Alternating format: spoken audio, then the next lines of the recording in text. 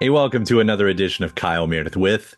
It's the interview series presented by WFPK at WFPK.org, Consequence, and the Consequence Podcast Network. Thanks as always for making your way here for checking out the episode. Hit that subscribe button, of course, so you can keep up with all the interviews that we put out every single week, doing every Monday, Wednesday, and Friday.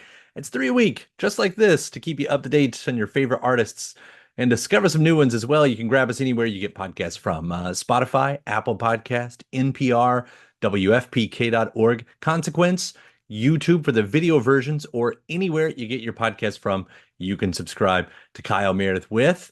And today I am so excited because we're talking with the cast of the new Apple TV series, Bad Monkey.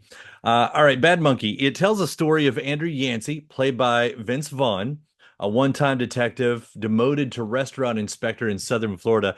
A severed arm found by a tourist out fishing pulls Yancy into the world of greed and corruption that decimates the land and environment in both Florida and the Bahamas. And yes, there's a monkey. We're going to be talking today with showrunner Bill Lawrence, who, by the way, Bill Lawrence, legend, Scrubs, Cougar Town, Ted Lasso, Shrinking, just to name the ones off the top of my head. He's back as the showrunner, executive producer, and writer on this one. We're also talking with Meredith Hagner, Charlotte Lawrence. Charlotte is Bill's daughter in her first starring role. Natalie Martinez is here, and Ronald Peet, who plays Neville in the show. So let's jump into this as we talk Bad Monkey, out now on Apple TV Plus. It's Kyle Meredith with the stars of Bad Monkey. Hi, Kyle. How you doing? Hello. Kyle, you got a good wall behind you, man. I always love looking at that stuff. I like your posters. I love Prince. I like your vibe. I love Bowie. I love you. Shall we marry? Thank you very much. I should also bring up this little Tom Petty thing here because I'm definitely going to be asking about that here. Dude, you're going to be the first one that lets me talk about, I'm a psycho. If you want to talk about Tom after this, I will. Okay. You can just get my publicist name. I watched all 10 episodes and I immediately wanted to watch all 10 episodes of this again, by the way. Oh, it's awesome. You've done it again. But that's the thing, right? So we've got this great situation happening and Vince Vaughn's doing his thing. But then I started hearing all these Tom Petty covers by all these amazing people out there. Vedder's doing it. Nathaniel Rateliff. You've got Charlotte doing it. I want to ask, though, how did that happen? Why Tom Petty and how did that come about? You're a rock star, man. So look, music has driven a ton of my shows. Scrubs back in the day was this reciprocal relationship that we would pop bands, or we'd get a young band on there with a huge fan base and their audience would come to us, our audience would go to them. It was awesome. I don't have any background in music. I've been dragged there kicking and screaming by my wife, who's a music supervisor, and by my daughter, who ended up being a musician. But the one thing that we all connected on was, even my daughter, my favorite artist since I was a kid was Tom Petty. A lot of people don't know this, but every Cougar Town episode was titled after a Tom Petty song. You can go back and look. And because it took place in Florida. My family's from Florida. Tom Petty is iconic there, much like Carl Hyacin. And so that mix on this show, we're like, Florida's a character. Hyacin is a Florida icon. Tom Petty's a Florida icon. And I'm like, it should be Petty's music. And I wonder if we could get Tony Von Purview is one of my music supervisors with Krista. So I wonder if we can get great artists to cover Tom's stuff. And the one thing I can tell you is he is probably, there's others I'm sure, but he's one of those artists that any artist you go to will either say, I was influenced by Tom Petty and the Heartbreakers, or I was a fan. And so then we can go to Jason Isbell or Sharon Von Etten or Weezer, and you say, will you do a cover of Tom Petty? Yes, it was so fun. I've never released an album before. We're definitely going to release a soundtrack album of this, man, and eventually try to figure out a way we can get some of these folks to play live somewhere. It's so cool. Well, I'll tell you, there was never a celebration after Tom's passing, and I've bothered Mike and Benmont about it a lot, so I would love for you to maybe be the thing that makes that happen. It would be so fun. We got to know his daughter because we wanted to make sure she was supportive of this, and played all the covers for her, and she dug them. She had different favorite. Everybody has a different favorite, which is part of the fun. Yeah, and Charlotte sounded great doing Wildflowers. Maybe arguably Tom Petty's greatest creation. It's hard, always. By the way, is such a guy that grew up with the pop music of the 80s. I always used to say in those discussions with the writers room, I'm like, American Girl is the greatest pop rock song of all time because the lyrics are poetry and it's still kind of a pop rock song. Yeah. Based on promises, man. What a great line. Are you a big Petty fan? Who's not a big Petty fan? I know. That's True. That's a litmus test. Right. Like You don't like that's the Petty. one. Like we can all agree, right? It's Tom Petty. Everybody Yeah. agrees. Everybody I loves feel the Tom same Everybody way about agrees. Christopher Guest movies. Right. You know, I was going to get to this later, but you know, that's one of the big parts for me.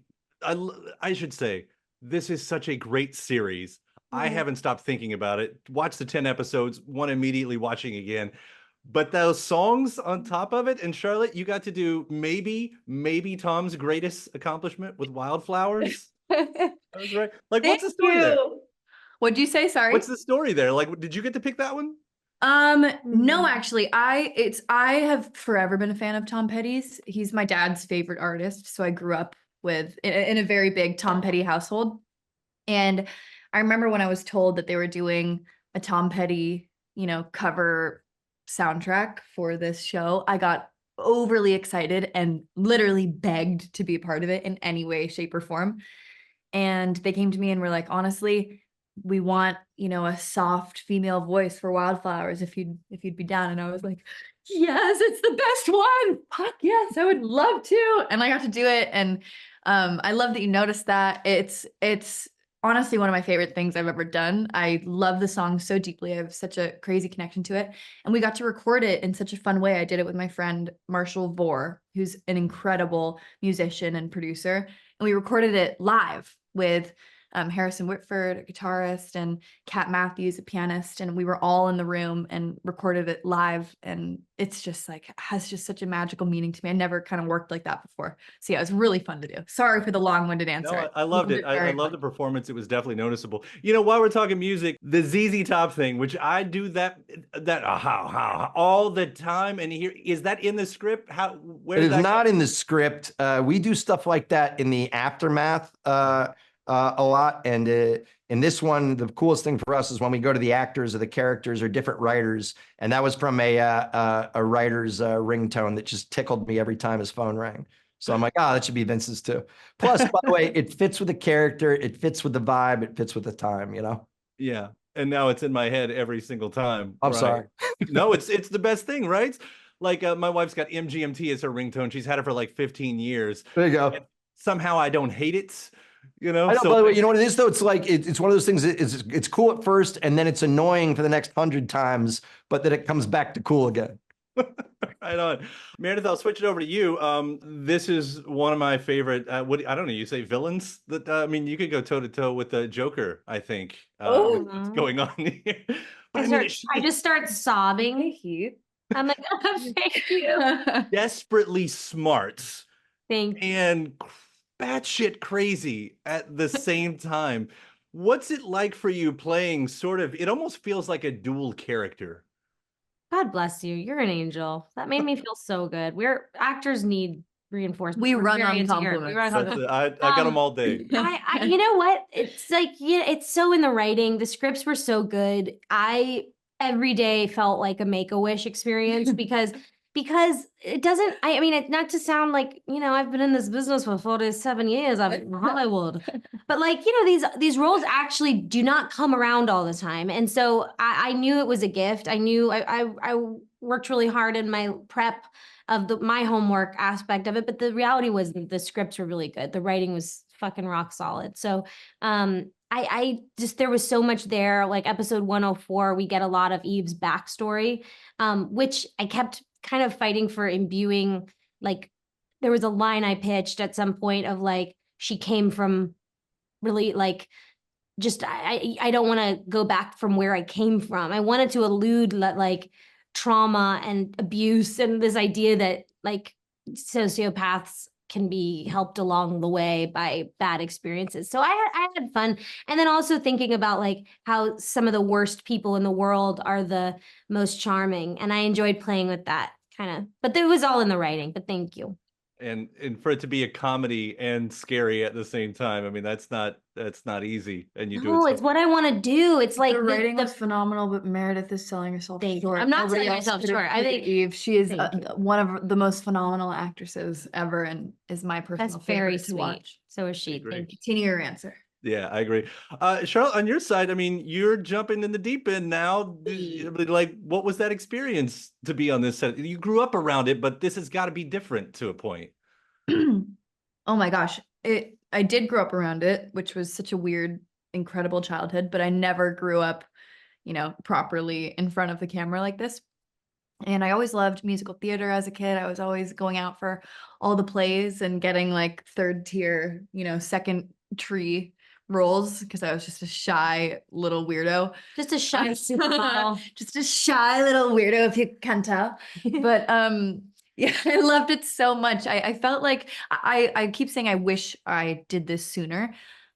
Because as a kid, you want to rebel against your parents. So growing up on set and in their world, I was like, I want to do something completely different from them. I'm only going to focus on music. Like, I will never act. Like, nah, fuck you, blah. And obviously, I love it so much. It's in my genes, and I had the best experience ever. I felt like, I don't know, it's a newfound dream. I don't want to sound pretentious and say like, ooh, it's what I'm meant to do, but I do think in a way, alongside music, it's what I want to be able to do forever. And I really did, dive into the deep She's end. really and good. Step it. Thank you. But I feel really grateful for the opportunity that was given to me, obviously, with my parents being who they are and the size of this show, which is immaculate with the fucking cast that it has. Like it's a dream come true. I still can't believe that I'm like even just sitting here doing this press. As Meredith said, I also feel like a Make-A-Wish kid on such an insane level. The two of us were like, We're like, Pollyannas. "Thank We would you." go on set and be like, we love you, thank you. Like dying over it. burrito. Neville's he's a really fascinating character too. The more I watched him, I thought, how is it that he seems so nice and yet seems to have pissed everyone off? Like, how did you want to play this guy? Because it feels like there's a story that we pick up and you start to feel like these people are really pulling for him. They're just angry that maybe he's not pulling for himself. Is that maybe accurate?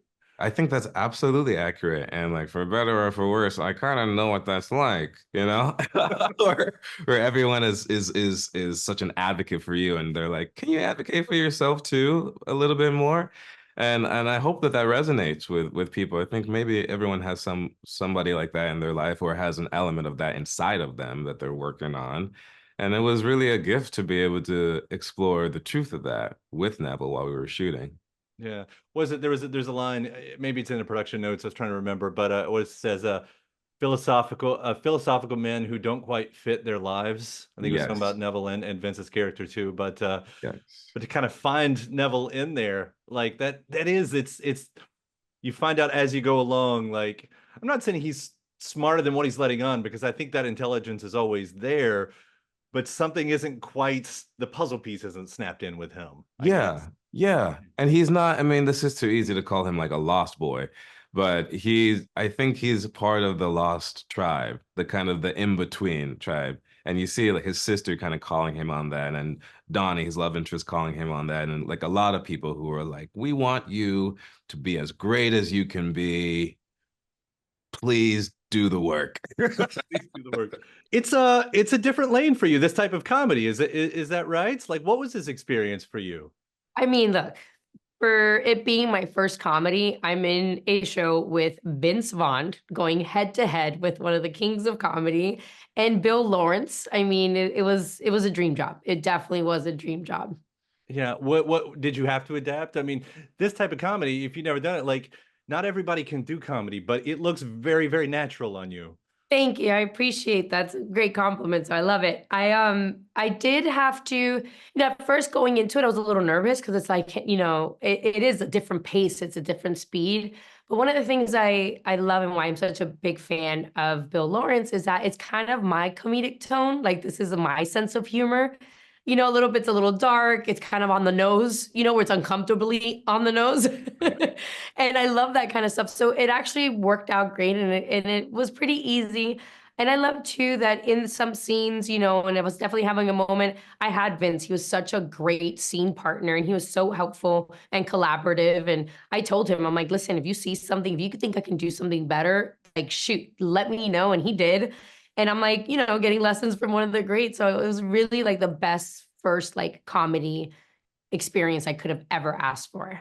Yeah. And for him to be such a legend at improv, and that Mhm. that style that everybody knows from him, like when you're standing opposite of that, do you keep up? Can you keep up with it? Like how long can he go I think I unchecked? did. I think I could keep up a little bit, but there, I mean, again, keeping up is, you know, it definitely was a task at hand. And it was just, it's really brilliant to see how his mind works because he's really like, you'll say one word and he'll take that word and just run with it, you know? And it's just really funny and amazing how quick he is.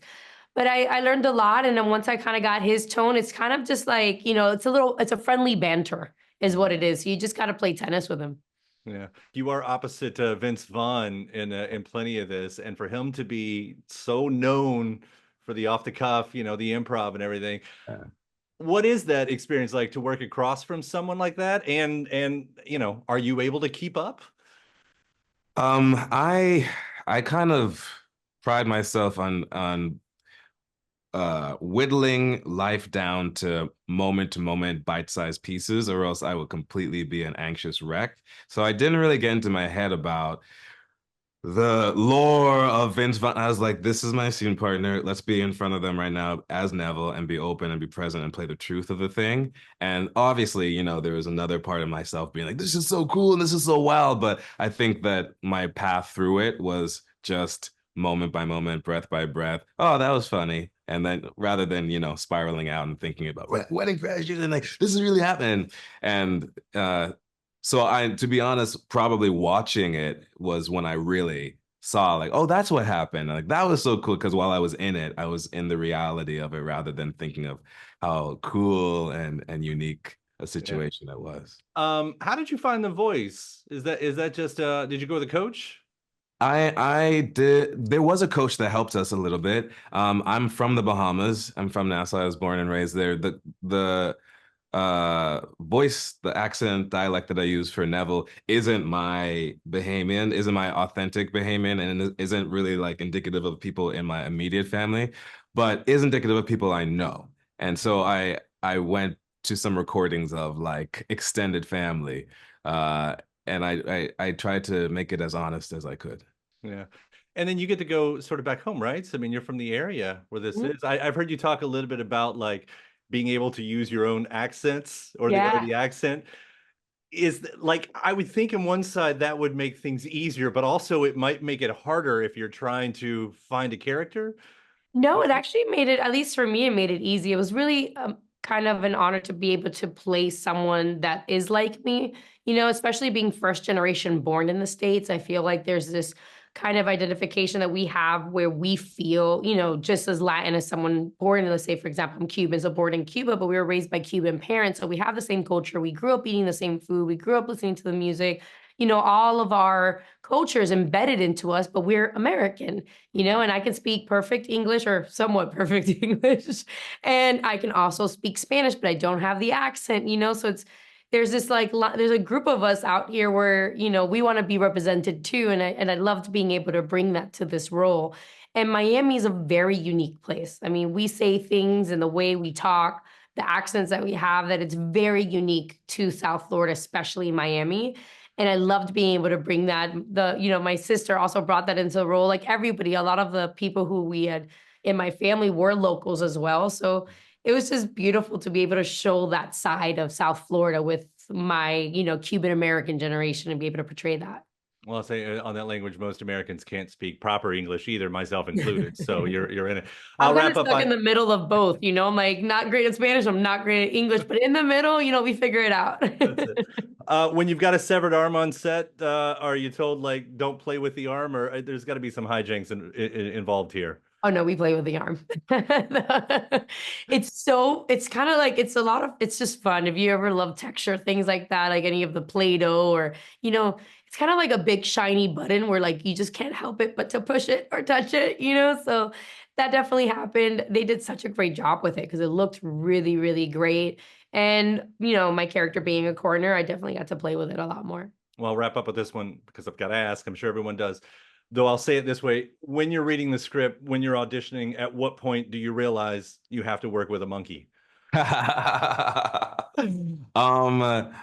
Pretty much as soon as I started reading the script, I think like the first scene that that Neville's in, there's the monkey. And so I thought, okay, if I get this project, that's gonna be part of it. There's gonna be an accent, there's gonna be a monkey, there's gonna be Vince Vaughn, there's gonna be Bill Lawrence, there's gonna be Miami, there's gonna be a lot of stuff going on. And all that stuff happened, and it was pretty incredible. This series is so good. Thank you all for taking the That time. was such a thoughtful interview. I know You're it was, and awesome. thank you for actually watching and being lovely. Thank you so much. Thank you. Thank you.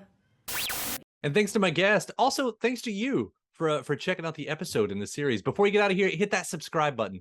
Again, you get 3 brand new interviews every single week. New one every Monday, Wednesday, and Friday at right here on YouTube, or of course anywhere in podcast land, including iTunes, Apple Podcasts, Spotify, Podchaser, NPR, or WFPK.org as well. A great way to keep up with your favorite artists and discover new ones as well. Then after that, actually head over to WFPK.org. That's where I do a show Monday through Friday, 6 p.m. Eastern.